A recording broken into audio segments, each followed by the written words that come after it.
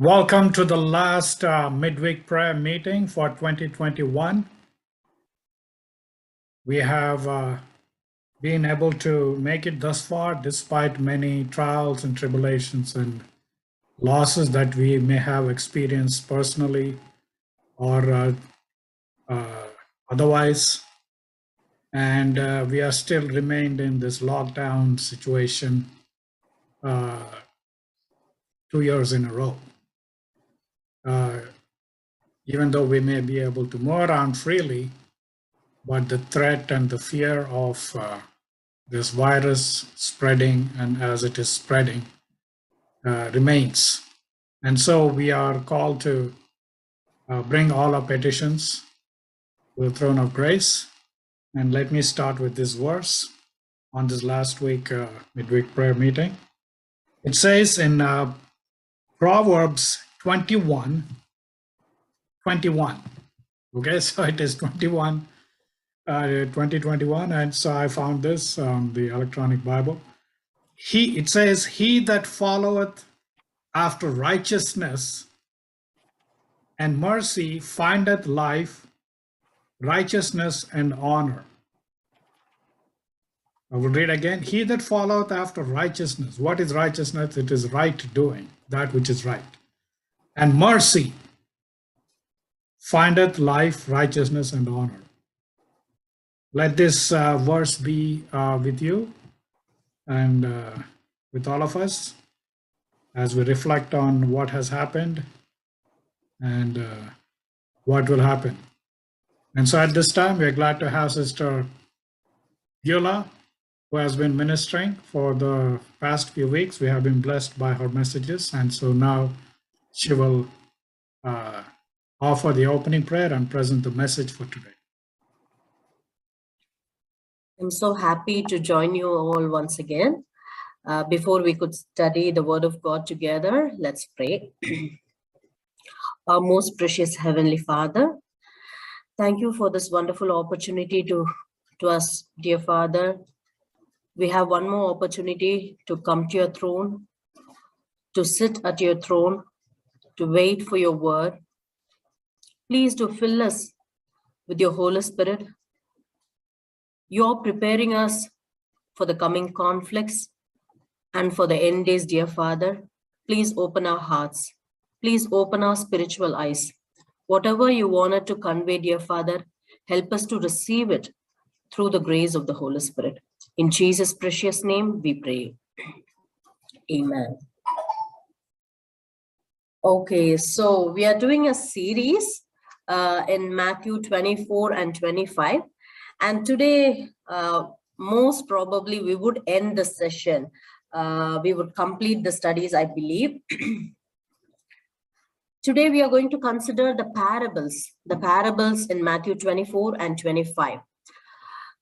We are talking about the end days. Jesus is giving instructions on the end days, how the deceptions are going to be, how we have to prepare ourselves, what are the things that is going to happen, all the principalities and powers and the deceptions of Satan and self-deception, all these things he is telling. And after that, he is continuing with the parables. And not one parable, he is telling 4 parables. Why he is connecting these parables with the end time message? So these parables are not only the stories, but it is prophetic, because Jesus is telling in the end days, people are going to be like this. How in the parables we have so many different category of people. So in the end days, people will be their nature. Things will be like that. So from this, we have to identify in which group we fall. If things have to be corrected in our lives, we have to take the steps. We have to pray more earnestly for that. So today we would consider the 4 parables together. If you can study the parables individually, but then if you want a complete picture, we have to have a comparison between the parables, just to give you a taste. See, let's consider in Matthew 24, we have one parable. It starts from verses 45. And then in Matthew 25, we have 3 parables. Altogether, it's one complete major parable. How we can conclude that? let's consider the first parable in Matthew 24. It talks about wise and faithful servant and an evil servant. And the second parable is talking about wise virgins and foolish virgins. The third parable is talking about profitable servant and unprofitable servant. The fourth parable is talking about sheep and goat. When you consider all these things very closely, first, in the first parable, the distinction is very clear from good and bad. It's wise and faithful and evil, completely bad, good and bad. You can make it. But when you come to the second parable, the distinction is getting more closer. It's very hard to find because all are virgins. All are virgins. It is not 5 virgins and 5 harlots. All are virgins. Virgins in and itself is a positive thing. They have a very pure doctrine. But then in that group, there are few people who are wise and few people who are foolish. Then when we come to the next parable, all are the servants. Initial stages, there is no difference. All are serving their master. But then there is a judgment going on in that parable. And after the judgment, you could see who is profitable and who is unprofitable.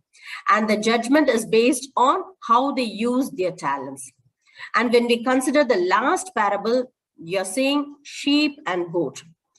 These animals both are innocent and both are used in sacrificial system, in the sanctuary service. So it's not like sheep and pigs, sheep and dogs. It's sheep and goat. From this, what God is trying to tell us. In the end days, the distinction between the righteous and the unrighteous are going to get more narrow. To identify very clearly, it is not going to be possible within the church. Till the time comes, till the crisis comes, it's going to be very, very difficult. All will be looking alike, same, doing the same thing, ministering to the people. But then finally, once the judgment comes, the partition will make clear. So we need to see how these things are going to happen. Let's consider. First, let us compare the first parable and the second parable. Why in the first parable people are made wise and faithful? What is making them wise? What they are doing? Their nature is they are feeding the people.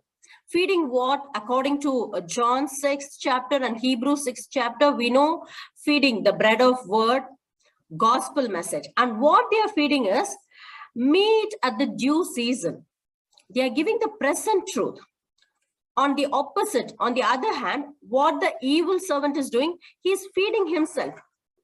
Very selfish. And you all know like what is present truth and precious truth. So in Noah's time, the flood is coming is the present truth. In John the Baptist time, behold the Lamb of God is the present truth. Always born again, repent, all these things are precious truth. But these wise and faithful servants are mingling the precious truth and the present truth, and they are feeding others. They're giving to others. And what is the present truth for our time? The present truth for our time is 3 angels' message. So we need to consider, are we giving the precious truth and the present truth together? Why we are calling evil servants evil? What they are doing, what is their nature? They are telling in their heart that the master's arrival may delay. They are not proclaiming it. They are not openly telling or texting or putting it in wallpaper. No, they are just telling in their heart. They are thinking if Jesus' arrival becomes delayed, they'll be little happy. So, but even though they are not proclaiming it openly, their actions will show that what they will be doing. They will not be very excited. They will not be very happy when we talk about giving the present truth to the people. And one more quality for them, which qualifies them to be an evil servant, is they eat and drink with the drunken. In Bible, eating and drinking represents fellowship, a deep fellowship, a loving thing. But they are having fellowship with the drunken. Drunken, a spiritual sense, or the Babylonians who are having false doctrines, who believe, who trust, who practice false doctrines, which is against Bible. So these evil servants, even though they call themselves as remnant group, godly people, but still they do have a deep fellowship with a drunken, with the Babylonian, with a false doctrine. And then what they're doing, they are smiting their brethren. Which brethren we are talking about? Those people, those wise and faithful servants who are giving the present truth, who are giving the precious truth, mingling with the present truth, they are smiting these brothers. So let us consider in which category we are falling into. Are we really happy to share the word of God? Do we know the truth for ourselves, and do we present the truth to others, the present truth? After reading this parable, maybe not other denomination, but we may be feeling little happy that we have the true, the pure, the doctrine, the truth, a complete doctrine, since we are the remnant church. But then it's not going to end there. That's why we have the next parable. So from this first parable, we do know we have to know the truth for ourselves, in and out. We need to know how to prove Sabbath from the Bible, how to prove sanctuary service from the Bible. We need to know the judgment, all investigation, judgment, all these things from the Bible and Bible only. But at the same time, we have to share it. We have to share the gospel. The time will come, those who do not know the truth for themselves and share it with others will be deeply disappointed, from the first parable. And second parable, okay, first we understand, yes, we are having the truth, we are happy about it, and we are sharing it with our friends and families. We are blessed, so we'll feel little comfortable. But the second parable is talking about the foolish virgins. What is making them foolish? What is the difference between the wise virgins and foolish virgin? The only difference is the extra oil. So what does oil represent from the Bible? The Holy Spirit. From the first parable, of course, we need to have the truth. And from the second parable, having truth alone, having present truth alone is not enough. Sharing present truth alone is not enough. We need to have the power of the Holy Spirit. Let us consider the parable. Okay, first, what's happening? The wise virgins are having oil in their lamp and also oil in their vessel. But the foolish virgins are having oil only in their lamp. They did not expect. Here they say, when the bridegroom delays, actually we know God does not haste or delay. Why the tarrying time is given here? This is according to the virgin's expectations. That is not God's timing, but the virgins are expecting God to come, the bridegroom to come between these particular time frame. That is why it is always dangerous to set a time frame for God's coming, for the second coming of Jesus. The best thing to do is always be ready at any moment, even if it is going to get delayed according to you, or it is going to be sooner, but it's best thing to be ready all the time. Here what's happening? They don't have extra oil. Why they don't? They did not bring extra oil with them?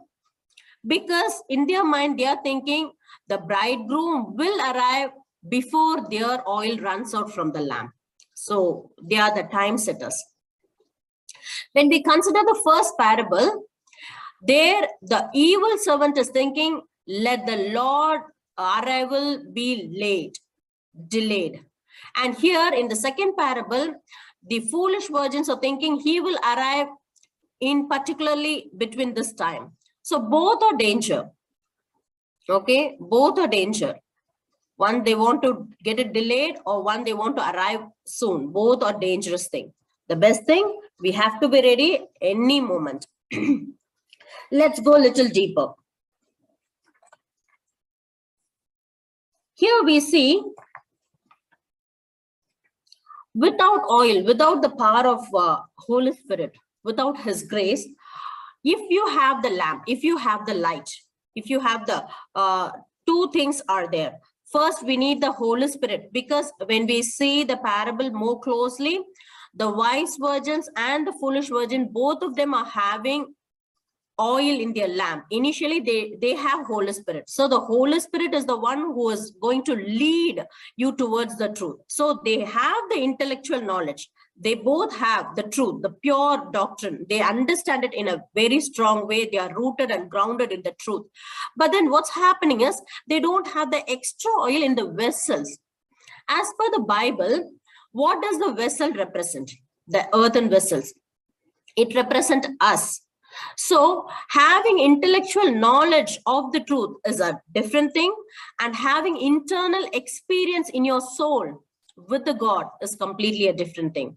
So what's happening with the foolish virgins? They do, of course, they believe the truth, they love the truth, they accepted the truth, they share the truth, but then they don't have this internal experience with the Holy Spirit, a walk with Christ on a daily basis. That doesn't happen. And what they're doing, they're asking for the oil. When the time comes, when the crisis comes, they know they are running out of the oil. So when the time comes, they're asking for oil to the wise virgins. But what did the wise virgins say? Not so. When we think this is not a Christian character, whenever people come and ask you something as a Christian, we love to share. We love to share. But here, wise virgins are telling, not so. You go and buy it from the seller. Why they're telling that? This is a personal experience which cannot be transferred or shared. This particular internal experience with the Holy Spirit, you need to have for yourself. You cannot share with others. You cannot transfer it to others. You cannot get it from others. This personal, intimate relationship with God, you need to have for yourself. That's the reason they are telling. And then they're okay, of course, they are going and they're trying to get oil and they're getting it. I don't think that is Holy Spirit. That is a separate study. We will have it later. But then somehow they got the oil in the end. And after getting the oil, they're coming. Now they have the lamp and the light is shining. And they're coming and knocking the door. And then in the meantime, the bridegroom came and the wise virgins went with the bridegroom. If this is the criteria, if shining, you need to have your own light. That is a ticket for the wedding. Why these foolish virgins cannot enter the wedding hall? Why they cannot enter the heaven? Why the bridegroom is opening the door and telling, I do not know you? So what is the criteria? What is the ticket to enter the heaven? Actually, having truth and having Holy Spirit in and itself is not the ticket for you to enter into heaven. You may know the truth, you may have the Spirit, but then those things in and itself are not the ticket at all. Those two things, the truth and the Holy Spirit, has to lead you towards the bridegroom, that is Jesus Christ. Then what is the ticket? The ticket for you to enter, the salvation ticket, is Jesus Christ, the bridegroom. If you're with bridegroom, you can enter into the hall. Wise virgins entered into the hall because they were with the bridegroom while the gates were opened. That is the ticket, nothing else. Let us not get deceived when we have the truth and the Holy Spirit only. But we need to have an intimate relationship with God. And how the bridegroom is telling that I do not know you. If anyone comes to our party a little late, we don't tell them, oh, we do not know you. That is kind of a harsh and rude thing. But why bridegroom is telling that kind of a statement? Because they know the truth, they were ministry, they had the Holy Spirit, but still they didn't have an intimate living connection with Jesus from the beginning. They do not know how to walk with Jesus on a daily basis, how to surrender our will for his will, for God's will, how to take God's will in our heart, how to crush, how to get the extra oil. But then now the question is how we will get that extra oil in our vessels, how that is practically possible. Let us consider one example in the Bible. Our best example is always Jesus. So let us consider him as an example. And what's happening in Jesus' life? When everybody, foolish virgins, wise virgins, everybody slept, they slumbered. which means they are not apostatizing. No, but they slept. What does it mean? Even though we are the good Christians, even though we are faithful in our walk with Christ, but still there will be at times where we will get confused because we do not know what's happening. We do not know what is going around. We want to be faithful and we are truthful. We love the Lord and we surrender our will, but still at times will come. We don't know what is happening. So that was the time, and how we are seeing from Jesus' life through the Gethsemane experience. Jesus' life was beautiful, a good Christian life from the beginning. Why I'm telling this? Not because he was so righteous. No, not only righteousness, but also he had a very good life, a peaceful life, because he was able to sleep even in the midst of the storm in a boat. That kind of peace he had in his life, because he was so closely connected with God. He was so closely connected with his Father all the time, moment by moment. But even then, he had so much of good experience, so much of peace in his heart. When he came to Gethsemane, there is going to be a time in his life where he is going to cry out to God, but there will be no answer. My God, why thou hast forsaken me? So for that, even in that difficult moment, he has to be faithful. So he need the extra oil. From where he got that extra oil? In the Gethsemane experience. He says, may this cup pass away from me. In his nature, in his human nature, he does not want to take the cup. Of course, the decision was made prior, but then he has to make the final confrontation of that drinking the entire sins of the world. He has to take it and bear upon himself. He does not want to go through that.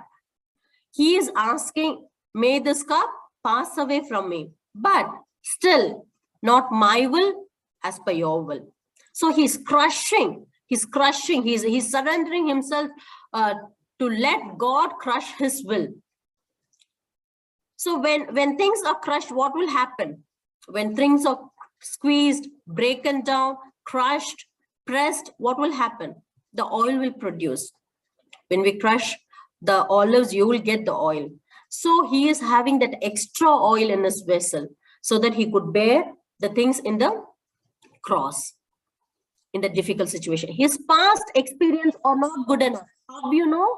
The parable tells clearly, once the midnight cry came, what everyone did, they trimmed the wick. They're preparing the lamps. So what will happen when you trim the wick? You will cut out the burnt portion.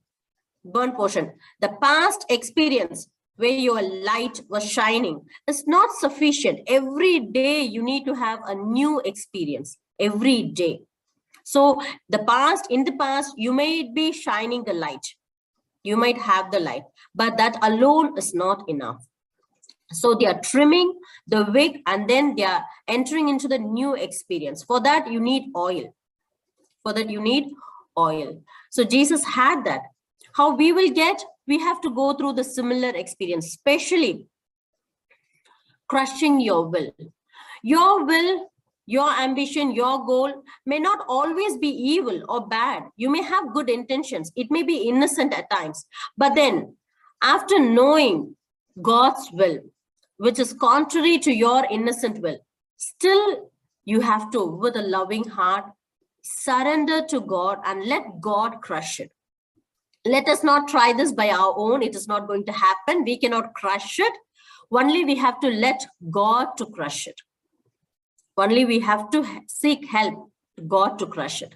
So when we allow it in our day-to-day life, especially in our home, in our church, in our community, in our workplace, in our school, in our college, everywhere we go, when our will tells something and to crush it, it hurts. To have the peace, to have a good fellowship, to lead others to God.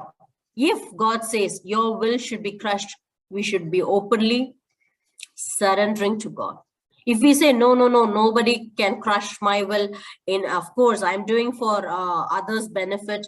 I have this plan, this thing for their good, for God's glory. I'm not going to let anyone to crush my will. Bottom line, you're telling even God cannot crush you. Even God cannot crush your will. So let us not be deceived. Let us have the habit of giving our will for God's will. So this lesson, we are getting it only from the second parable. But let's see, what is the third parable is talking about? The third parable is talking about the profitable and unprofitable servants. Initially, they're all servants and they're all willing to serve their master. They all have talents. Okay, no difference at all. But then after the master comes, there is a judgment. The judgment is based on what you do with your talents. How you know you have the truth, you have the present truth, and you have the Holy Spirit? How you will know that? You know that only by how you're using your talents. If you want to be sure that you have the present truth, you have the truth, and you have the Holy Spirit which is working in you, then you will see your life. You will be using your talents to glorify God's name, to save the mankind, to be a blessing for others. You will take time. You will give everything. You will give yourself. You will give your time, money, and everything to spread the gospel, to help others. So how you're using your talents will determine whether you're a profitable servant or unprofitable servant. And then finally, the most important thing is, after, of course, now we have the truth, we have the present truth, and we have the Holy Spirit, we have the extra oil in our vessels, and we are using our talents. But in what way? Do we give the present truth and that's all? Because God is telling that, give the message always. When this is the criteria, we all qualify, because we all do that as Seventh-day Adventist. But then it's not talking about giving the message alone. We'll consider what Jesus is telling. Jesus is telling, helping others emotionally, physically, mentally, spiritually, and socially. How he's telling? In the fourth parable, let us consider, when I'm hungry, you fed me. When I'm naked, you clothed me. When I'm sick, you visited me. When I was in prison, you came unto me. When I'm a stranger, you took me in. What does all these things tell? Whatever you did to the least of my brethren, you did unto me. So what is this?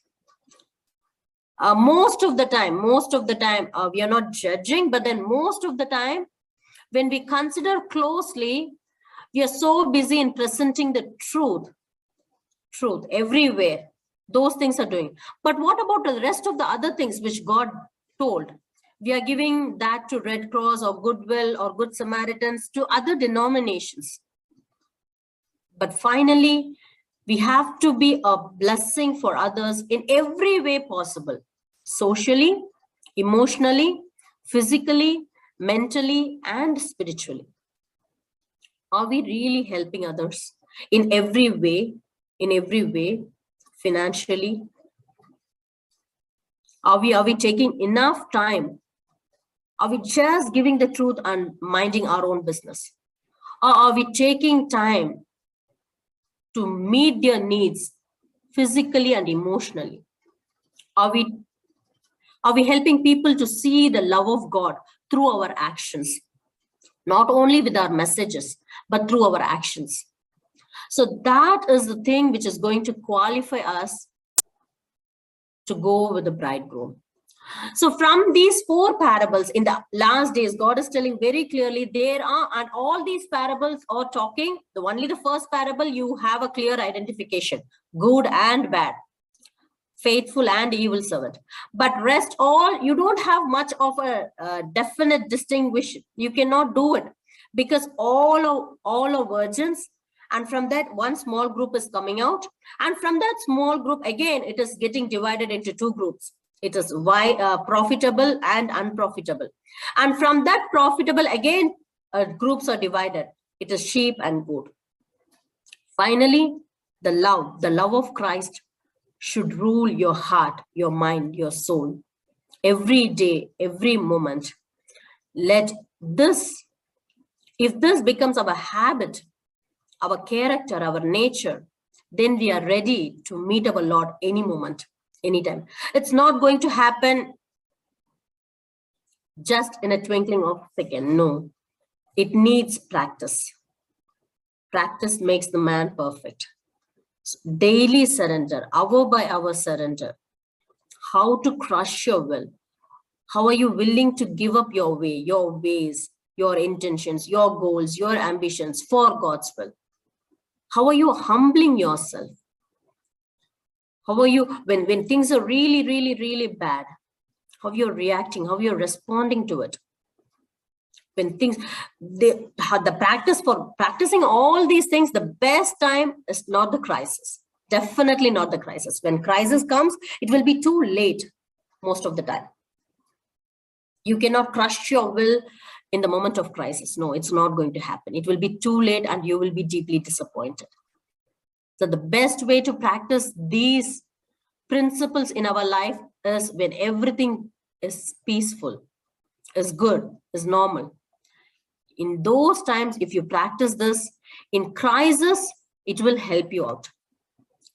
Your true nature will come out and it will help to see the coming of the Lord. So let's all consider these 4 parables more closely. I didn't go through verse by verse. I just want to give a general outline, a picture, so that when you read these 4 parables by your own self, it will have a more deeper understanding, and it will really help the actual purpose to be fulfilled in your life. I hope these parables will help us in a much deeper way to grow more closer to God. Let us all consider this again and again, and let us be prepared to meet our Lord and Savior soon. Amen.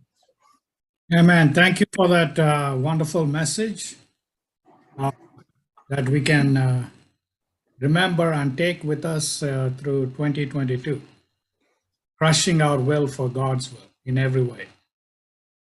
And so at this time, if anyone is there out on the online world who may have any special prayer requests or praise report, please let us know now. I don't see anyone, and so we can remember today's message as we close out. I will offer the prayer as well as Ms. Beulah. I have a prayer request. Yes, go ahead. I met with one of our distant relative in past 2 days, and they are with 4th stage cancer, and he's struggling so much out of pain and stomach cancer. So doctors told there is no hope for him, and I pray especially for his salvation. So I really want him to accept Christ and let that soul not be wasted. So please do keep him in your prayers. His name is Rajesh. Mr. Rajesh, in your yes, vicinity or town? Yes, in Chennai. Yeah, okay. So please remember Mr. Rajesh, as he has been diagnosed with 4th stage stomach cancer. It is absolutely devastating to hear that your life is being cut short. And all we can do is come close to God and prepare ourselves, prepare this brother to meet his maker, if not for the fact that he may get well. So there may be many others like that out there. I also know that a certain pastor over here, he has been in a coma for the last 1 or 2 days.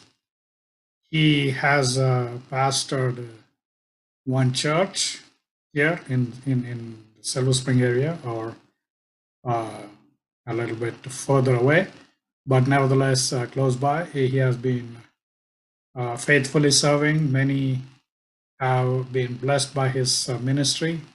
In fact, that church was started many years ago because of my involvement as well. So I was like a co-founder of the church, so to speak. And so let's pray for that pastor. His name is Pastor Moses. I'm not telling his full name.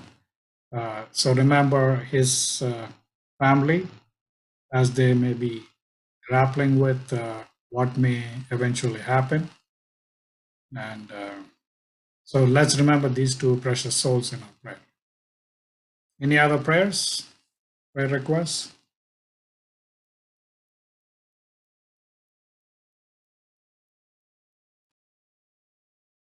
Okay, so join with me in praying for ourselves and these two souls and for the healing if possible, but if not, that God will prepare them and save them and also comfort their families.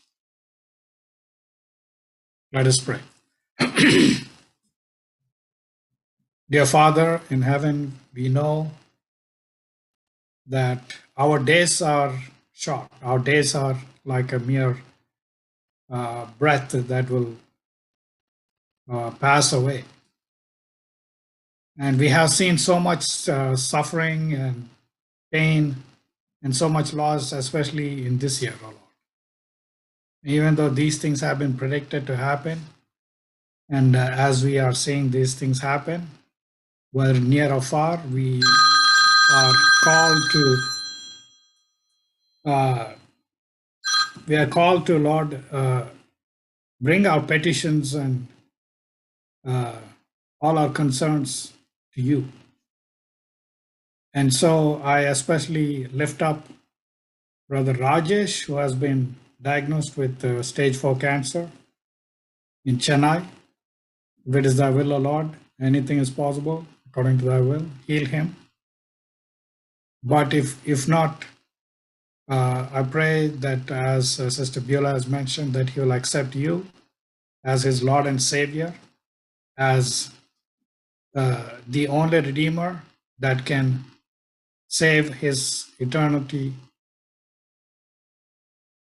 destiny into a place of everlasting joy. So Lord, please grant him the ability, persuade him through thy Spirit to accept you.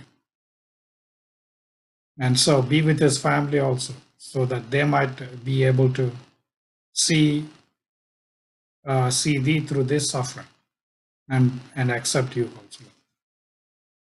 I also pray for Pastor Moses, who has been in a coma for the last 2 days. He has served thee well. He has served so many throughout his entire life. And we don't know what will happen, but we put him into your care. We put his family into your care, because we know that these times, these things that are happening are not at all easy to bear or easy to hear.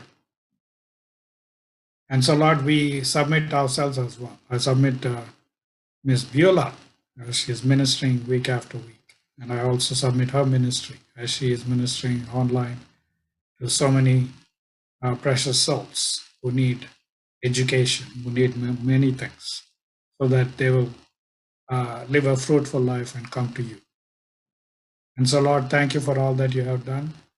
And no matter what may be happening in the next year, we still trust in you and we praise you and glorify you in every circumstance. We give our will, our collective will, O Lord. We ask thee to help us to crush our will to accept thy will for our lives. And so, Lord, thank you for everything you have been to us. For us cause in Jesus' name. Amen. Amen. Let's pray. Our most precious Heavenly Father, Lord, thank you for being so good to us, so loving, so kind. Dear Father, thank you for preparing our heart to meet all the crises and the conflicts which is ahead of us. Help us, Lord, to know the truth for ourselves. Help us to be really grounded and rooted in the doctrines, in the truth, in the precious truth, and also in the present truth. Give us wisdom, O Lord, to share it with a humble heart and meekness to others, with a loving heart. Dear Father, that alone is not enough, dear Father. Please do fill our hearts and our soul with your Holy Spirit. Please help us always to have the extra oil in our earthen vessels. Please, dear Father, help us to have a real closer walk with you, moment by moment. Help us to always look for your will and not our will, dear Father. And dear Father, we are so privileged to have your precious truth and your Holy Spirit. Help us to be profitable, dear Father. Help us to use all our talents. You have trusted us so much and you have gifted us with so much of talents. Please help us to use those talents to glorify your name, to bless others all around us. There are so much of perishing souls. They are in need of so much of emotional needs, social needs, financial needs, physical needs, mental needs. Please help us not to bypass them. Whenever, help us to look for the opportunity to serve others in one or the other way, please, dear Father, so that we can be a profitable servants for you. Help us to always have this helping nature, dear Father. Like a sheep, we may all enter into your kingdom with you. Help us to have Christ mind and Christ heart. Help us to have Christ hands, which are so busy in the field. When you were on the earth, how you are ministering to the people for all their needs. Help us to have the same nature, dear Father. That is not possible in and by ourselves, dear Father. We are not worthy for it. It is possible only by you, dear Father. As you have promised us that you would give us a new heart in Ezekiel 36, we claim those promises, dear Father. Please take away the stony heart from us and give us a heart of flesh. In Jesus' precious name, we pray. Amen. Amen. Thank you all for joining. Thank you, Ms. Beulah, for today's wonderful message. And so as we are coming to an end of 2021, Yes. dedicate our lives. As Yes. before, they are tough and that God has kept us safe. Many have Yes. been able to make it to the end of this year. And so let us remember to live each day according to his will and purpose. Amen. Amen. So we will see you next year. Yes. Day. And so Yes. have a safe week ahead of the rest of the year. And Yes. thank you for watching and joining us. If you have any special prayer requests, you can email us. Okay. Okay. Thank you. Good night. Thank you. Thank you. Good morning to Sister Beulah.